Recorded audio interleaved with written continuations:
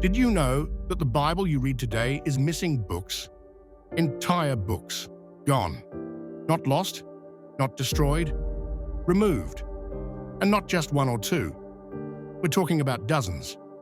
So the question is, why? Who decided what stayed and what didn't?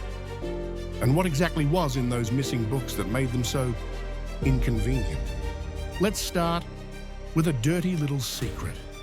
The Bible didn't fall out of the sky in leather binding. The Bible is a curated collection. Men, yes, just men, held councils to decide what was holy and what was heresy. The most famous of these was the Council of Nicaea in 325 AD, led by Emperor Constantine. But Nicaea didn't even finalize the Bible. That came later through more councils, power struggles, and political filtering. Why? Because religion was power, and controlling the official version of God's Word, that was the ultimate tool of control. And surprise, surprise, books that contradicted the party line, they mysteriously didn't make the cut. Let's talk content. What kind of books were removed? The Book of Enoch describes angels mating with humans, creating giants called the Nephilim. Sounds like ancient alien DNA tampering to me. The Gospel of Thomas, a collection of Jesus' sayings that suggest enlightenment comes from within, not through church hierarchy. That's bad for business. The Apocalypse of Peter gives graphic descriptions of hell, very different from what church doctrines settled on. The Book of Jubilees rewrites Genesis with strange timelines, fallen angels, and a calendar that doesn't match the Jewish or Roman one. And don't forget books that hinted at reincarnation, feminine divinity, or nonviolent resistance to empire. All of these removed. The main editors of the Bible were early church fathers under pressure from empires. Their mission wasn't to preserve truth, it was to create unity and obedience. They didn't want multiple versions of Jesus. They didn't want questions about life after death that gave people too much spiritual independence. They didn't want you thinking you could skip the priest and go straight to God, or worse, that God might actually be inside you. So they standardized the narrative.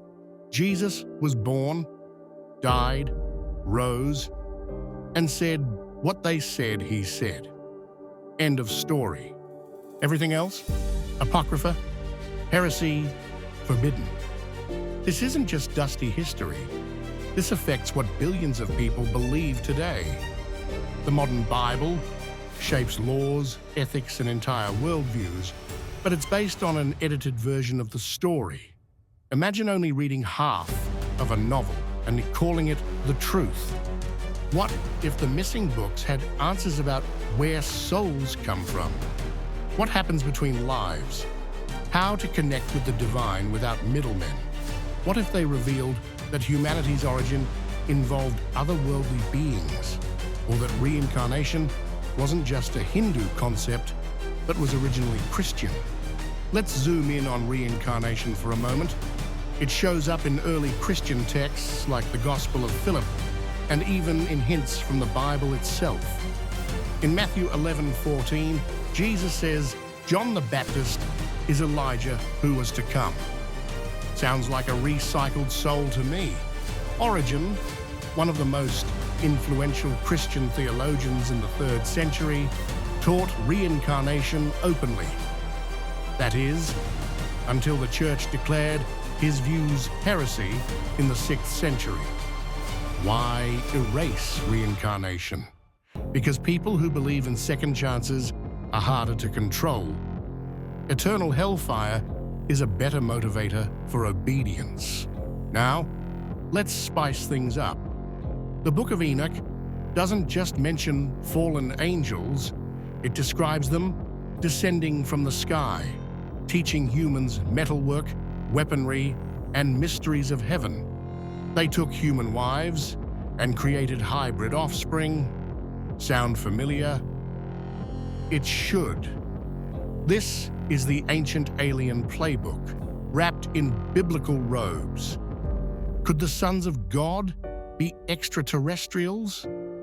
Could the removal of Enoch be a cover-up, not just of forbidden theology, but forbidden history?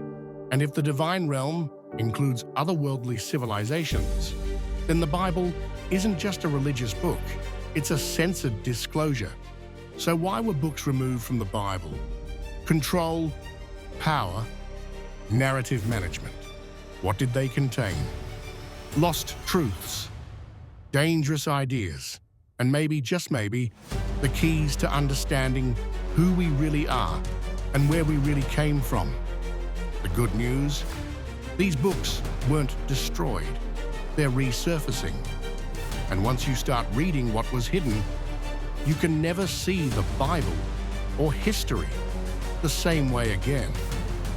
This is Everlasting Realism, where ancient truth meets forbidden knowledge.